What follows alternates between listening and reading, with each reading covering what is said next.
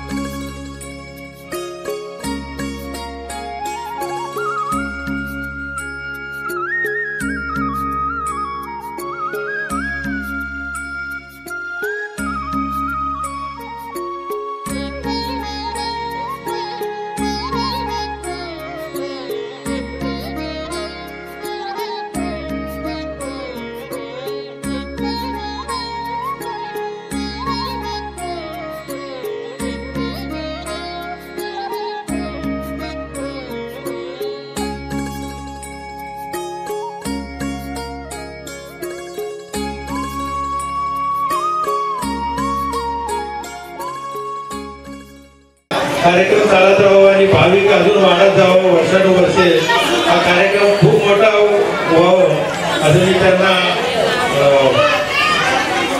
शुभेच्छा देते.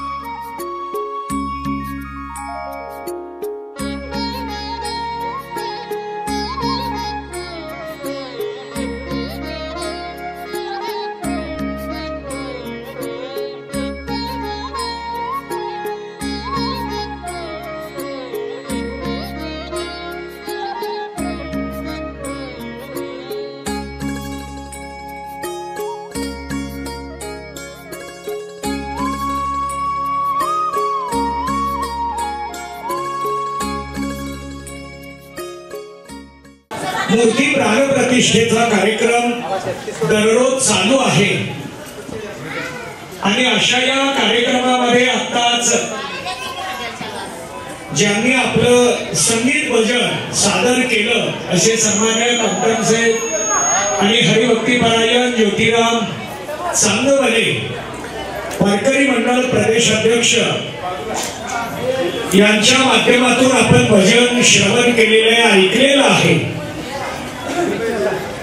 इथं विविध धार्मिक कार्यक्रमाचं आयोजन स्वरांजली या वाहिनीच्या माध्यमातून आणि शिव हनुमान मंदिर व कोमल मित्र मंदिर, लंबोदर मित्र मंडळ, कोमल मित्र मंडळ या सर्वांच्या माध्यमातून कार्यक्रमाचं आयोजन होत असताना माझ्याकडे प्रवचनाची सेवा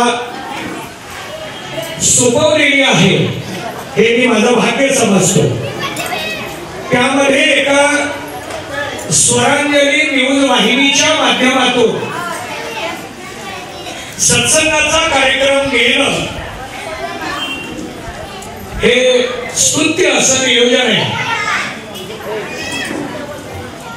आमचे पालेगाव सर किंवा त्यांच्या बरोबरची सर्व सहकारी मंडळी वृत्तवाहिनीच्या माध्यमातून धार्मिक कार्यक्रमाचं आयोजन होणं हे समाजासाठी खूप महत्वपूर्ण ठरतं. कारण न्यूज वाहिनीच्या माध्यमातून वास्तव समोर आणण्याचा प्रयत्न सतत केला जातो. मग ते वास्तव समोर घेऊन येत असताना प्रतिकूल असो अनुकूल असो प्राप्त परिस्थितीला घेऊन येणं हे वाहिनीचं एक अति महत्वपूर्ण असं काम असतं. परंतु ते काम सांभाळत असताना धार्मिकता जोपासण्याचंही काम सन्माननीय मामड्यान साहेब आणि त्यांचे सर्व टीम व त्यांचा परिवार या ठिकाणी करतोय. आज इथं प्रवचनाच्या माध्यमातून आपल्या बरोबर संवाद साधण्याचा हा एक योग मला प्राप्त होतोय. यामध्ये माझ्या समोर महत्वपूर्ण असे दोन विषय, एक विषय दीपोत्सवाचा आणि दुसरा मूर्ती पुनर्प्राणप्रतिष्ठेचा. मूर्ती प्राणप्रतिष्ठा का करावी, मूर्ती प्राणप्रतिष्ठा कशी करावी, मूर्ती प्राणप्रतिष्ठा कोणाच्या शुभ हस्ते करावी, हा सगळा विचार आपल्याला शास्त्रदृष्ट्या पाहता येतो. मुळामध्ये मूर्ती का बसवली जाते, काही परंपरेमध्ये काही विचारामध्ये प्रश्न निर्माण होतो की मूर्तीमध्ये देव असतो का, देवाला स्वीकारत असताना आम्ही कुठे स्वीकारावं. विज्ञानवादी मंडळी देव नाही अशा विचारानं प्रवाहित होतात. देव आहे का इथून पुढे एक वर्ग समाजामध्ये चालतो. देवच नाही म्हणणारा एक वर्ग आहे. देव असता तर त्यांनी आम्हाला मदत केली असते, देव असता तर त्यांचा आम्हाला अनुभव आला असता आणि त्यामुळे आम्ही देव मानायला तयार नाही असं म्हणणारा एक वर्ग समाजामध्ये आहे. त्या दृष्टीनं देवाचं अस्तित्व पटवून देताना आपल्याला सांगावं लागतं की देव आहे. मग देव आहे हे पटवून देत असताना देव कुठे, देवाचा अनुभव घ्यायचा असेल तर आम्ही कुठे जावं. आम्हाला ज्या विषयाचा अनुभव घ्यायचा आहे किंवा जो विषय पाहायचा आहे त्याच्यासाठी तो विषय जिथं असतो तिथं आम्हाला जावं लागतं. त्याप्रमाणे देवाचा जर अनुभव घ्यायचा असेल तर आम्ही जावं कुठं? याला शास्त्राने आम्हाला अतिशय महत्वपूर्ण असं पवित्र स्थान सांगितलं, त्याला मंदिर म्हणतात. देव जर आम्हाला पाहायचं असेल तर मंदिरामध्ये जावं लागतं, मंदिराकडे जावं लागतं. मग पुन्हा त्यामध्ये आपल्याकडे वेगवेगळे विचार आहेत. कोणत्या मंदिरात जावं? मंदिरामध्ये जायचं आहे, परंतु कोणत्या मंदिरात जावं? आम्ही महादेवाच्या मंदिरामध्ये जावं, हनुमंताच्या मंदिरामध्ये जावं, दत्तात्रेयांच्या मंदिरामध्ये जावं, गणपतीच्या मंदिरामध्ये जावं. मंदिरामध्ये जायचं ठरलं तर आम्ही मंदिरात कोणत्या जावं हा प्रश्न अनेकांच्या समोर निर्माण होतो. मग त्यामध्ये पुन्हा आमच्यामध्ये वेगवेगळे विचार आहेत. महादेवाची उपासना करणारा वर्ग कोणता? आदिशक्ती आदिमाता देवीची उपासना करणारा वर्ग कोणता? गणपतीची उपासना करणारा वर्ग कोणता?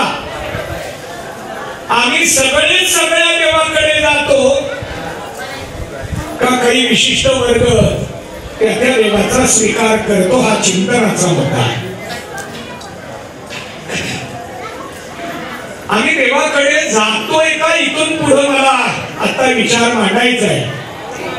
कारण काही जणांचं म्हणणं असं असतं, आपल्या कर्मावर विश्वास ठेवा, आपल्या कर्तृत्वावर विश्वास ठेवा, देव वगैरे हे काही नसतं.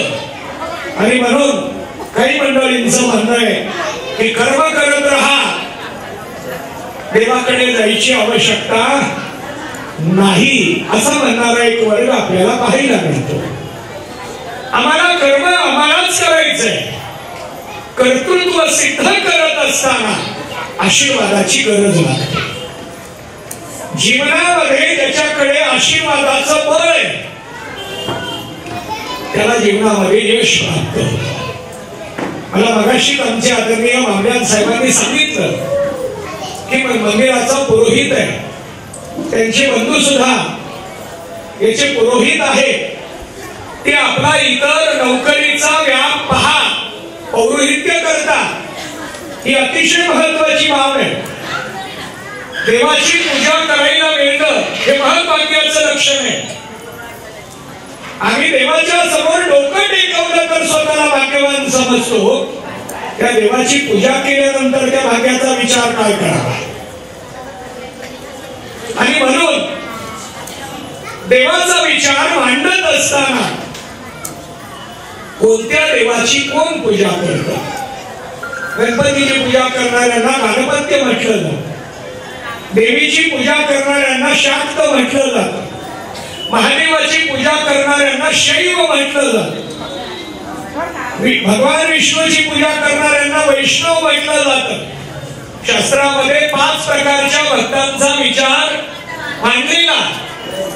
यामध्ये आम्ही कोणते भक्त आहोत? मुळात भक्त व्हायचं असेल तर श्रद्धा असावी लागते, भाव असावा लागतो, आणि त्यातून आम्हाला पुढे जाता येतं. श्रद्धेनं भावनेनं आम्ही मार्गक्रमण करतो आणि त्या माध्यमातून मूर्ती प्राणप्रतिष्ठेचा एक मुद्दा मांडतो आणि माझ्या मूळ चिंतनाकडे येतो. मूर्ती प्राणप्रतिष्ठेसाठी इथं यज्ञ होम याचं आयोजन करण्यात आलेलं होतं. मला मगाशी सांगितलं आज पूर्णाहुती झाली, यज्ञ संपन्न झाला, पूर्णत्वाला पोहोचला. यज्ञ का केला जातो? त्रेतायुगामध्ये यज्ञ सांगितलेला, कृतयुग, त्रेतायुग, द्वापारयुग आणि कलियुग, 4 युग मिळून एक कल्प सांगितला जातो.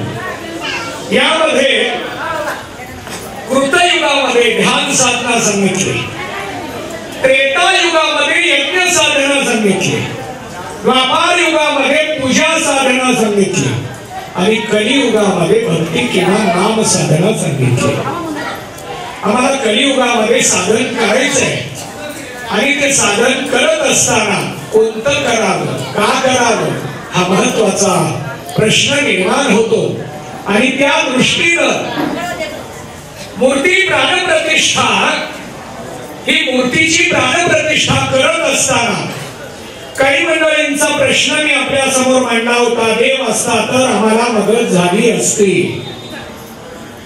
बघा, काही मंडळींच्या मनामध्ये असा विचार आहे, देव म्हणजे आम्हाला सहकार्य करणारे एक व्यक्तिमत्व आहे असं काही जणांना वाटतं. बघा, बोलू नका एकमेकांमध्ये. पाठीमागून आलेल्यांनी मागत बसा. समोर येऊन व्यक्ती करू नका. तुम्हाला मागं बसलं तरी ऐकण्याची व्यवस्था केली आहे आणि त्यामुळं चला ठीक आहे, आपण चिंतन करतोय. देव असता तर आम्हाला त्यांनी मदत केली असती. बघा, प्रपंचामध्ये एखादी अडचण आली, दुःख आलं, संकट आलं, आपल्याला कोणाचं स्मरण होतं? देवाचं स्मरण. दुःखामध्ये देवाचं स्मरण होतं. आनंदात हे सगळं मी उभा केलं, हे सगळं शून्यातनं मी उभा केलं. या सगळ्या गोष्टीला आम्ही स्वतःकडे घेतो आणि दुःख व्हायला लागल्यानंतर देवाकडे ढकलतो. ही आमची वृत्ती आहे. आनंद झाला तरी देवामुळे आणि दुःख झालं तरी देवामुळे हा आपला विचार असला पाहिजे. याच्या पुढचं अध्यात्माचं चिंतन, आनंद प्राप्त झाला तर देवामुळे, दुःख झालं तर माझ्या कर्मामुळे, ही धारणा निर्माण झाली पाहिजे.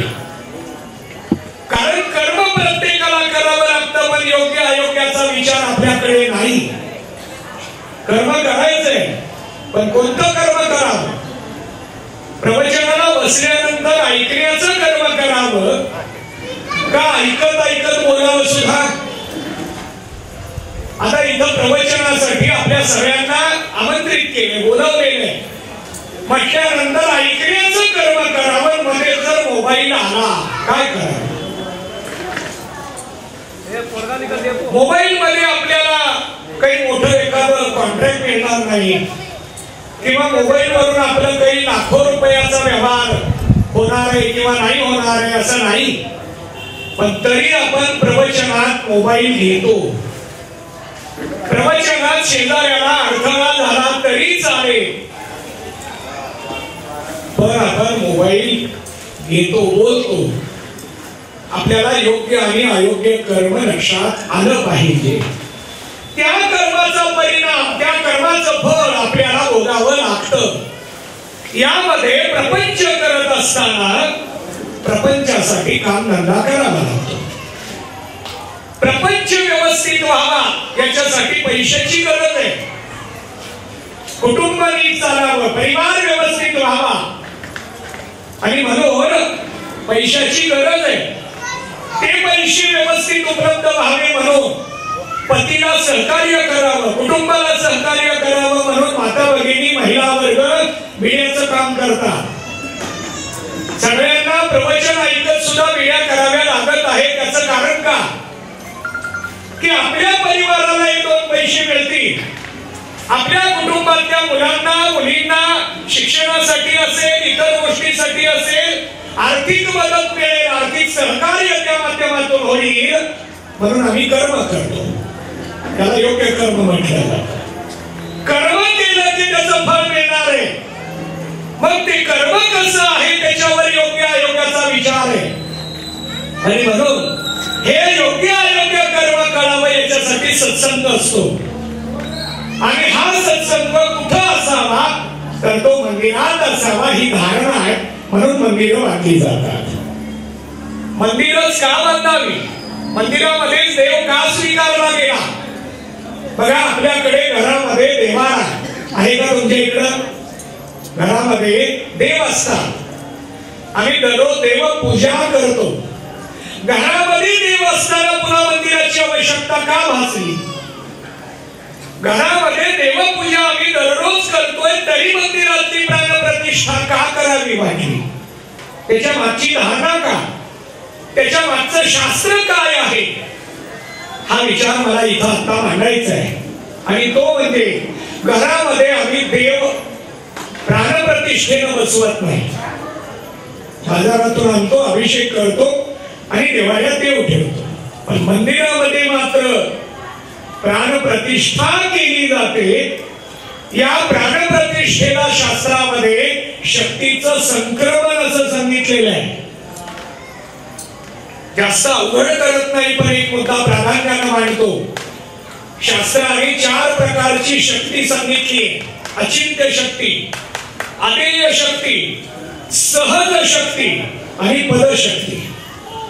एका मिनिटात त्याची व्याख्या मांडतो आणि मूळ विचाराकडे येतो. अचिंत्य शक्ती ईश्वराकडे असते. सृष्टीची रचना सांभाळण्यासाठी आता मगाशी पाऊस आला, मी साहेबांना फोन केला, पाऊस आहे, कार्यक्रमाचं कसं आहे. त्यांनी सांगितलं काही काळजी करू नका, या आपल्याकडे व्यवस्था आहे. आणि त्यामुळं पाऊस हा हिवाळ्यामध्ये आला. नियोजन कोणाचं आहे? ईश्वराचं आहे. तुम्ही म्हणाल हिवाळ्यात पाऊस असतो का? ईश्वराला पण आता असं नाही. ईश्वराचे काही संकेत असते.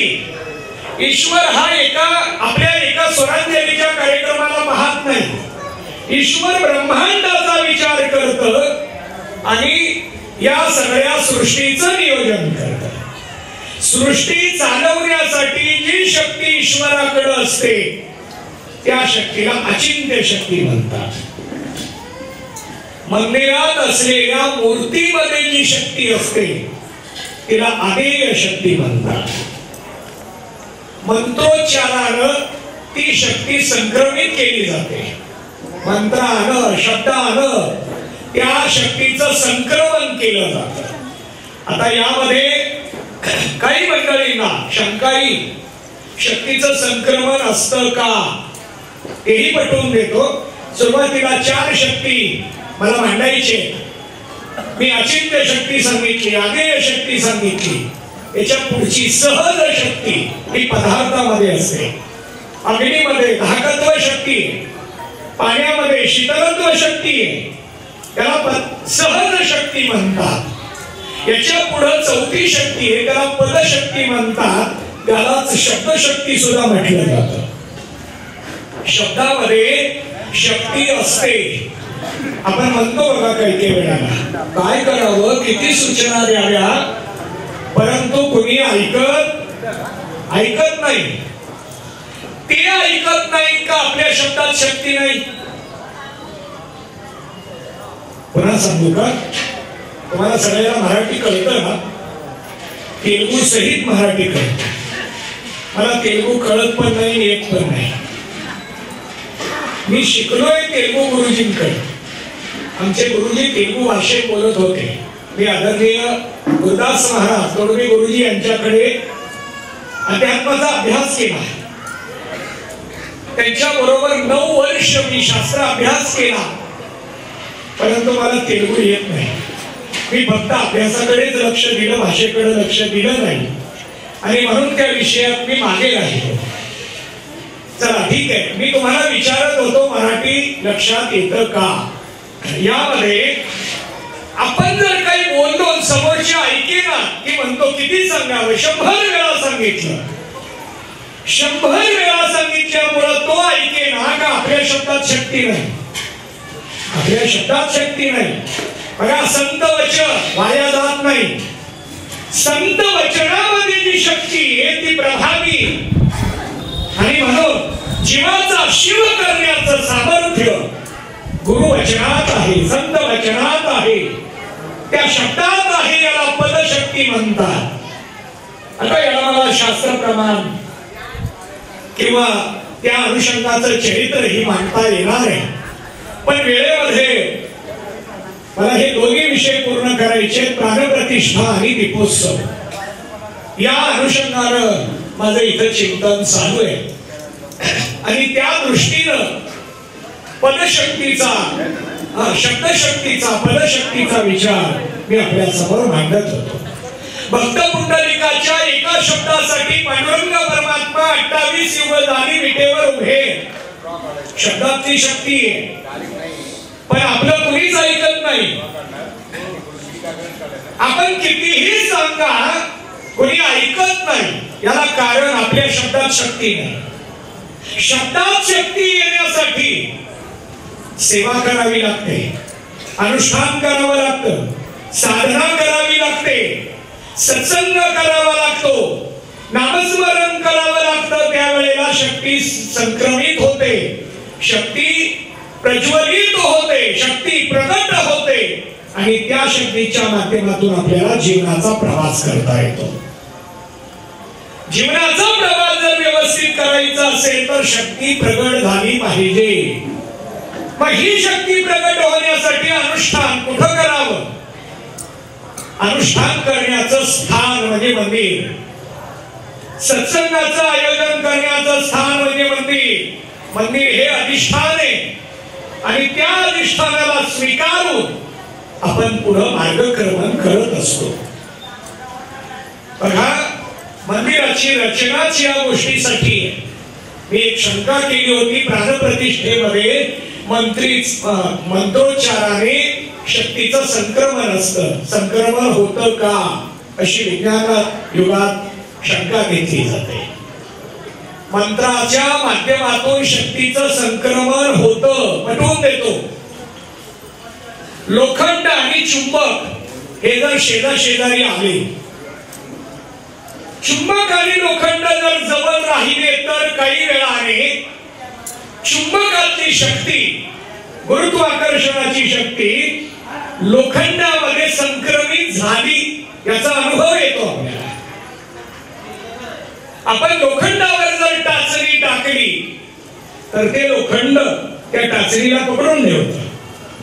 टाचणीला पकडून ठेवण्याची शक्ती मूळ लोखंडामध्ये आहे का?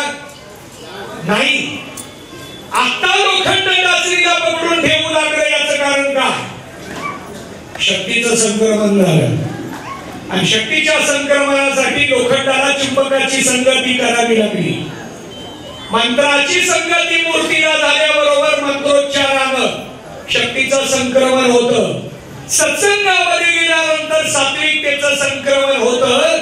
म्हणून आपण सत्संग करावा, संगतीमध्ये राहावं. ही शक्ती घेऊन आपल्याला पुढं मार्गक्रमण करायचंय आणि म्हणून आपण सत्संग नेहमी करावा. बघा, संक्रमणासाठी मला पौराणिक उदाहरण देता येईल, ओवी मांडता येईल. कारण आम्हाला वारकरी संप्रदायाचं बंधन आहे. कोणताही विषय मांडत असताना एखादा अभंग, एखादी ओवी मांडूनच मांडावा लागतो. जसं कोर्टामध्ये कलम मांडावं लागतं, त्याशिवाय बोलता येत नाही, तसं आम्हाला ओवी किंवा अभंग मांडावा लागतो, प्रमाण मांडावं लागतं.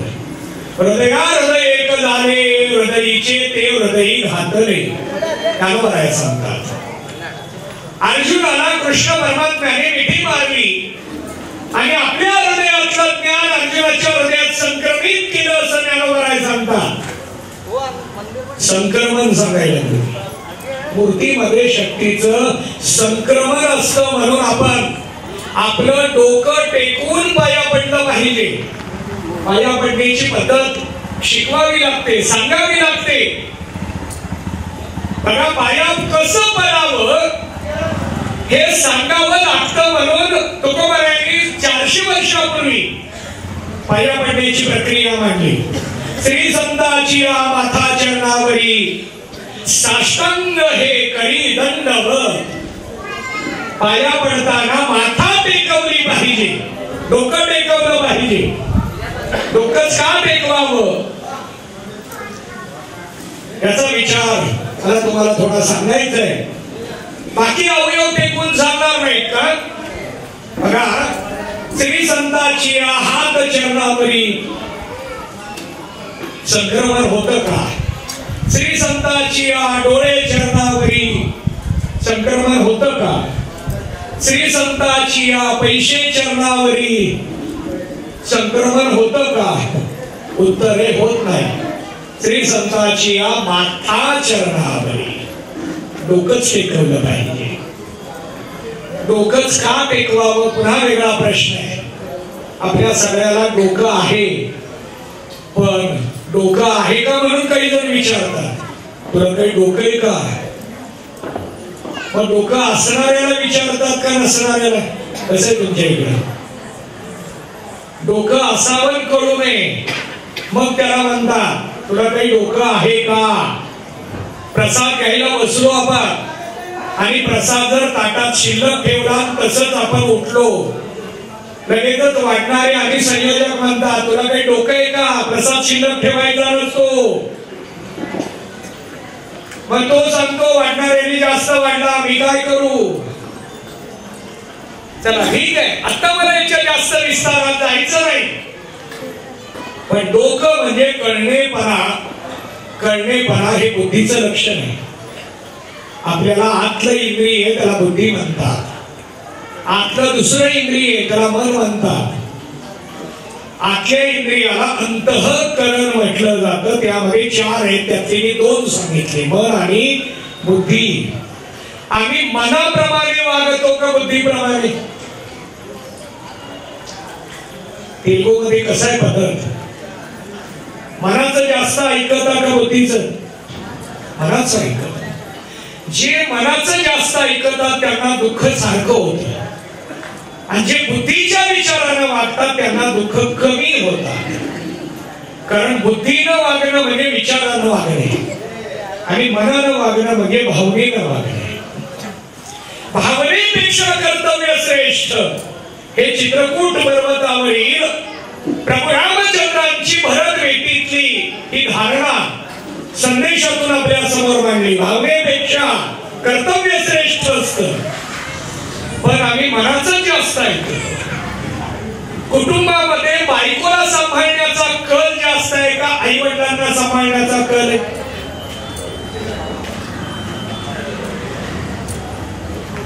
तुमच्या इकडं बायकोला सांभाळण्याकडे जास्त ओढा दिसतो का आई वडिलांना सांभाळण्याकडे? हा वर्ग धाडस करेल, सांगेल, आणि पुरुषांचं या बाबतीत धाडस होत नाही. उत्तर माहित नाही असं नाही, सगळ्याला उत्तर माहिती, पण माता भगिनी महिला वर्ग याचं धाडस करणार नाहीत, ते सांगणार नाहीत, आणि पुरुष मंडळी धाडस करणार नाही. धाडस केलं तर आपल्याच अंगलट आहे, आणि म्हणून पुरुष वर्ग धाडस कर. याचा अर्थ बायकोचं ऐकू नये असं माझं मत नाही, पण बायकोचं जसं ऐकतो तसं आई वडिलांचं सुद्धा ऐकणं याला कर्तव्य म्हणतात. फक्त बायकोचं ऐकणं याला भावना म्हणतात. भावनेपेक्षा कर्तव्य केव्हाही श्रेष्ठ असतं, आणि म्हणून माता पित्यांनाही पाहावं आणि पत्नी मुलं बाळ यांना सुद्धा पाहावं. याला कुटुंब म्हणतात, याला परिवार म्हणतात. बघा इथं परिवार हा शब्द आहे. स्वरांजली न्यूज चॅनल परिवार, सगळे घटक मिळून परिवार आहे. मग त्या परिवारामध्ये कॅमेरामन आहेत, एडिटर आहेत, पत्रकार आहेत, संपादक आहेत, वृत्त संपादक आहेत, सहसंपादक आहेत, चॅनलचे प्रमुख आहेत, मालक आहेत, सगळे मिळून परिवार. हा जसा वाहिनीचा परिवार आहे तसा आमचा प्रापंचिक परिवार असतो. चॅनल प्रमुख जसे सगळ्याला घेऊन जातात तसं कुटुंबकर्त्याने आपल्या परिवाराच्या प्रत्येक घटकाला घेऊन गेलं पाहिजे, आणि घेऊन जाण्याची धारणा फक्त बुद्धीमध्ये. पण आम्ही बुद्धीचं ऐकतच नाही, मनाचंच ऐकतो, मनाच्या मागे धावतो.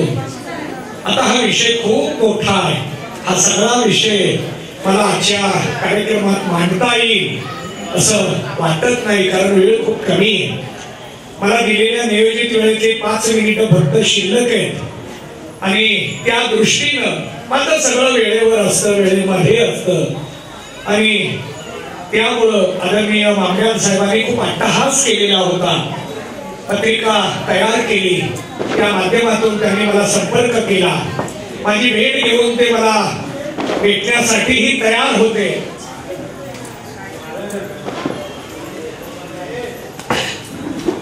त्यांनी मला भेटण्यासाठी सुद्धा नियोजन केलं होतं. परंतु मला थोडीशी अडचण असल्यामुळं मी त्यांना सांगितलं की मी येतो, काही काळजी करू नका. त्यांनी पुन्हा आज मला स्मरण करून दिलं आणि त्या दृष्टीनं मी आपल्या समोर मूर्ती प्राणप्रतिष्ठा या माध्यमातून विचार मांडतोय. बघा, मंदिरामध्ये मूर्ती असते, तिची प्राणप्रतिष्ठा असते. घरात जे देव असतात त्याची प्राणप्रतिष्ठा नसते. आणि म्हणून मंदिरामध्ये असलेल्या मूर्तीवर जर डोकं टेकवलं तर शक्तीचं संक्रमण होतं. म्हणून पायावर डोकं टेकवलं पाहिजे. पायावर जर डोकं टेकवलं तर बुद्धीमध्ये त्याचं संक्रमण घडतं. बुद्धीमध्ये जे संक्रमण आहे ते खूप महत्वपूर्ण असं संक्रमण आहे. आणि ते संक्रमण होत असताना इथं दीपोत्सवाचा सुद्धा कार्यक्रम घेतलेला. दीपोत्सव कशाला म्हटलं जातं? एका दिव्याने दुसरा दिवा लावणं म्हणजे एकाने दुसरा तयार करणं. हा तयार करायचा आहे तो कशासाठी? कोण तयार करायचा आहे? एका श्रद्धाळूने दुसरा श्रद्धाळू तयार करायचा आहे. एकाने दुसऱ्याच्या अंतःकरणातली धार्मिकता धर्म जागा करायचा आहे. एकाने दुसऱ्याच्या अंतःकरणातली देशभक्ती जागी करायची. देशभक्तीचा दिवा जागा करायचाय. धर्माचा दिवा जागा करायचाय. संस्कृतीचा दिवा आपल्याला लावायचाय. एका दिव्याने दुसरा दिवा, दुसऱ्याने तिसरा दिवा, अशा दिव्यांची रांग, या रांगेला पूर्वी आळी म्हणायची. म्हणून तो शब्द तयार झाला, दिवा आळी. दिवाळी या शब्दाचा अर्थ दिव्यांची आळी, दिव्यांची रांग म्हणजे दिवाळी. मग दिवाळीला कोणते दिवे असावे? त्या दिव्यामध्ये वाफ कशी असावी? तेल कुठलं असावं? दिव्याचं तोंड कोणीकडे असावं? हा सगळा विचार शास्त्राने आपल्या समोर मांडला. दिवा लावत असताना सुद्धा कुठं लावावा? मंदिरामध्ये दिव्याचं स्थान कुठं असावं? आता हे मी आमच्या पुरोहितांच्या समोर मांडणं म्हणजे धाडस होणार आहे. कारण त्यांच्याकडे परंपरेला ही सेवा, त्यांच्या घराण्यामध्ये ही सेवा, आणि त्यामुळे मी इथं दीपोत्सवाच्या बाबतीमध्ये थोडासा विचार मांडतोय की एका दिव्याने दुसऱ्याला तयार करा. आम्हाला झाडे लावा, झाडे जगवा हे स्लोगन घेतो आम्ही. पण झाडे लावा कुणी? तुम्ही. झाडे जगवा कुणी? तुम्ही. आम्ही काय फक्त सांगायचंय असं आहे का? नाही, आम्ही सुद्धा एक दिवा लावला पाहिजे, एक दिवा तयार केला पाहिजे. आणि हा दिवा तयार करत असताना संस्कृतीचा दिवा, धर्माचा दिवा, देशभक्तीचा दिवा आम्हाला लावता आला पाहिजे. जर शास्त्राचा विचार केला तर ज्ञानाचा दिवा लावता आला पाहिजे. शास्त्रानं आम्हाला ज्ञानाचा दिवा सांगितलेला आहे. ज्ञान निर्माण करणं. आपल्याकडे तुमच्या इकडे भांडणं असतात का? भांडणं आहेत का? मराठीत भांडतात का तेलुगूमध्ये? तुम्हाला सगळ्याला जागेवर आणायचं होतं म्हणून प्रश्न विचारला. भांडणाला भाषेचं बंधन नाही, भांडणाला रागाचं बंधन आहे. राग आल्याशिवाय भांडण होत नाही. माणूस आनंदामध्ये भांडतो का? मला आज इतका आनंद आहे, इतका आनंद आहे, स्वरांजली वाहिनीच्या माध्यमातून माझा सन्मान केला, आज मी भांडण करणार असं कोणी म्हणतं का? आनंदामध्ये कोणी भांडत नाही, रागामध्ये क्रोधामध्ये मनुष्य भांडतो. आणि भांडण सुरू झालं, भाषेचं बंधन नाही. काही काही जणांना जर आपण म्हटलं चला भजनाला, आम्ही आणि भजन कसं शक्य? आम्हाला आवाज, भांडणामध्ये आमचा आवाज दिसतो. अलीकडच्या गल्लीतली भांडणं पलीकडच्या गल्लीत ओळखता येतात, इतका आवाज आहे आमच्याकडे. देवाने आम्हाला सगळ्याला आवाज दिला. हा आवाज भांडणासाठी वापरावा का भजनासाठी? भजनासाठी. म्हणजे आजपासून तुम्ही सगळेजण भांडण बंद करून भजन करणार, असं काही करायचं का? बघा सगळे गप्प आहेत. मी काही तुमच्याकडनं प्रतिज्ञा करून घेईन, घाबरू नका. आणि जरी करून घेतली, लाभ कोणाला आहे? मला. तुम्ही भजन केलं की पुण्य माझ्या अकाउंटला येणार. तुमच्या बघा 4,500 आले, 7,500 आले कुणाच्या अकाउंटला? तुमच्या. भजन केल्यानंतरचं पुण्य कुणाच्या अकाउंटला येणार? तुमच्या. फक्त या जन्मात काढता येत नाही, पुढच्या जन्माचं सेविंग आहे. आता जर भजन केलं तर ते सेविंग पुढच्या जन्माला ऑनलाईन जातं. त्याला शास्त्र प्रमाण, शास्त्र पुरावे अनेक प्रकारामध्ये मला देता येतील. म्हणून आम्ही नेहमी भांडण न करता नामस्मरण भजन करावं. अहो भांडणातून साध्य काय आहे? काहीच नाही. मग भांडण का घडतं? अहम आमचा जागा. मला बोलले माझ्या बाबतीत असं घडलं, आमचा अहम अहंकार इतका बलशाली आहे आणि तो आमच्या क्रोधाला निर्माण करतो, विकाराला निर्माण करतो आणि ते विकार आम्हाला अधोगतीला घेऊन जातात. आणि मनुष्याने या विकारापासून बाजूला होण्यासाठी ज्ञानाचा दिवा लावला पाहिजे. जिथं ज्ञान आहे तिथं विकार नाही, जिथं ज्ञान आहे, विवेक आहे, तिथं दोष राहत नाही. बघा आम्हाला चूक सांगितलेली सहन होते का? सहन होत नाही. याला कारण आमच्याकडे विवेक नाही. पण जो विचारी मनुष्य आहे तो म्हणतो बरं झालं तुम्ही मला चूक सांगितली, आता मी पुन्हा करणार नाही. विवेक जागा झाला पाहिजे, ज्ञान जागा झालं पाहिजे, म्हणजे ज्ञानाचा दिवा लावला पाहिजे. आपण आपल्या हृदयामध्ये हा ज्ञानाचा दिवा लावायचा, दुसऱ्याच्याही लावायचे. याला दीपोत्सव म्हणतात. जीवनातला अंधकार नष्ट करून ज्ञानरूपी प्रकाशामध्ये जगणं याला दीपोत्सव म्हणतात. दीपोत्सवाचा खूप मोठा विचार आपल्याकडे मांडला गेलेला आहे, मांडला जातो. आणि त्या दृष्टीनं चिंतन मांडत असताना अंधार कशाचा आहे? आता इथं लाईटची व्यवस्था आहे, उजेड आहे, प्रकाश आहे. अचानक लाईट गेली. प्रवचनकार तेच असतात, ऐकणारे तेच असतात. आनंद तोच राहतो का बदलतो? आनंद तोच राहतो का बदलतो? बदलतो. याला कारण अंधार. अहो सामान्य अंधार आमच्या आनंदाला बदलतो तर अज्ञान काय करेल? अज्ञानरूपी अंधकार सुद्धा आम्हाला खरा आनंद घेऊ देत नाही. आणि म्हणून अज्ञान निवृत्तीसाठी ज्ञानाचा दिवा लावला पाहिजे. एक दिवा नाही, अनेक दिवे लावणं याला उत्सव म्हणतात. आणि तो उत्सव दिव्याचा, ज्ञानाचा, विचाराचा, संस्कृतीचा, देशभक्तीचा, सेवेचा दिवा आमच्याकडून लावला गेला पाहिजे. असा दीपोत्सवाचा कार्यक्रम या ठिकाणी स्वरांजली न्यूज चॅनल परिवार, श्री शिव हनुमान मंदिर ट्रस्ट, कोमल मित्र मंडळ, लंबोदर मित्र मंडळ यांच्या माध्यमातून इथं घेण्यात आलेला आहे. मला आदरणीय कमलान साहेबांनी आणखी काही वेळ वाढवायला सांगितला होता, पण मला पुढे कीर्तन आणखी जायचंय. जाण्यासाठी मला एक 10 मिनिट लागणार आहे. आणि तिथेही मी अगोदर शब्द दिलेला असल्यामुळं मला थोडस इथं माझ्या वेळेचं अतिक्रमण होणारच आहे. पण जास्त होऊ नये याची थोडीशी काळजी मला घ्यावी लागणार आहे. माझ्याकडून आता प्राणप्रतिष्ठा आणि दीपोत्सव या 2 विषयावर मी आपल्या समोर माझे विचार मांडलेले. यामध्ये जाता जाता एखादा शब्द चुकीचा गेला असेल तर तो माझ्या बुद्धीचा दोष समजून तो बाजूला काढावा. जे योग्य वाटलं तोच दिव्याच्या माध्यमातून आपण इतरांना देत राहावं, एवढीच या ठिकाणी मी माझी सदिच्छा व्यक्त करतो.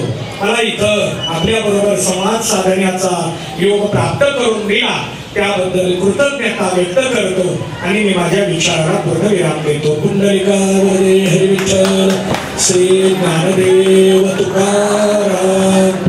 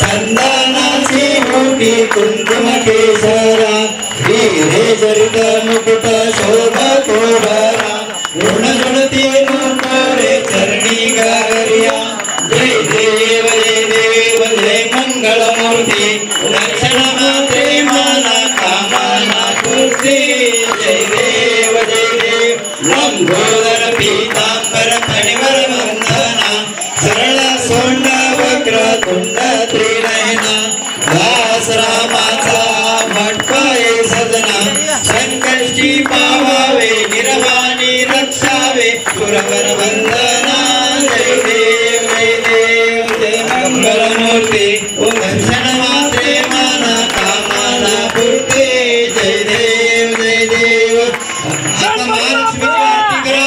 आज शेवटचा गुरुवार आहे महालक्ष्मी महिन्यातला. सगळ्यांनी इकडे महालक्ष्मीकडे आरती करा.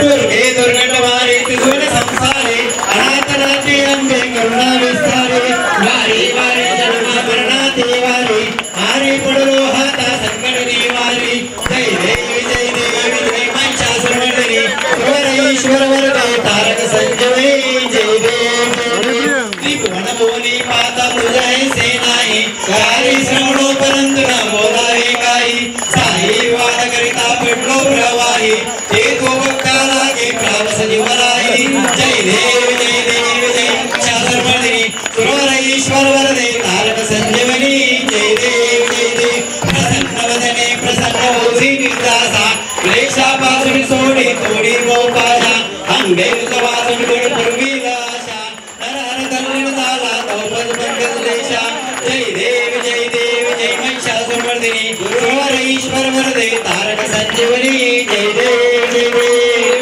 बोल भवानी माते की सिद्धम लोके एकदीप पहांगुराम श्री नंद कटाक्ष में गंगाधरम ध्रुवाम कैलाश ब्रह्मधर शिरजहाम वंदे पुनप्रियाम कद्भूर गौरनारविंदे भवनं भवानी सहितं नमामि महाविष्णुदेव पुनः लक्ष्मी दिव्य मंगल कर्पूर निरहाजनं दर्शयामि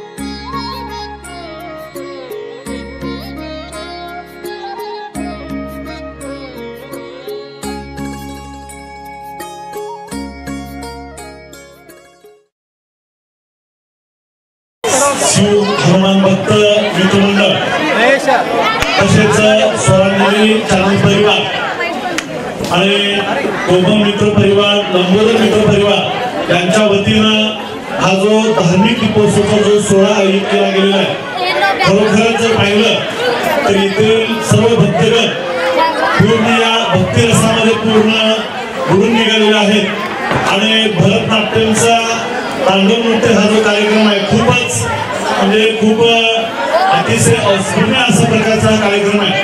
विशेषतः आमचे मार्गदर्शक मित्र नामदार सर असतील, इथले सर्व पदाधिकारी असतील, गुलाब मॅडम असतील आणि या सर्व ज्यांनी या कार्यक्रमाचं आयोजन नियोजन केलं ते अतिशय उत्कृष्ट आहे.